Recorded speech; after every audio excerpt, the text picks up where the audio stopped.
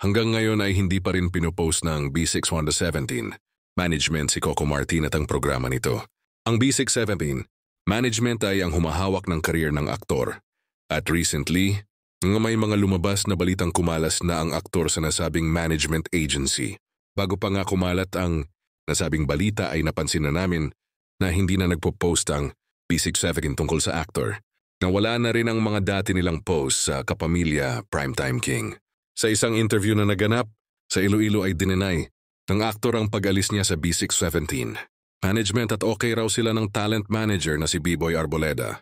May nakapagchika naman na source na gusto na raw ni Coco na maging freelancer at gusto na rin nitong makipag-collab sa iba't ibang network at production company. Pero ayon sa kwento ay may meeting si Coco sa pamunuan ng Star Magic para sa posibleng pagbabalik nito sa nasabing talent arm ng ABS-CBN. Hinihilot umano ang aktor na wag magsarili sa kanya career. Sa ngayon ay abangers ang lahat sa magiging desisyon ng Primetime King kung babalik sa Star Magic o tuluyan ng magse-self-manage. Kilalang loyal sa kapamilya, ang aktor kaya naman hindi malabong tanggapin ang offer ng Star Magic lalo pa at mas magpapatibay ng samahan ng aktor at ng Kapamilya Network.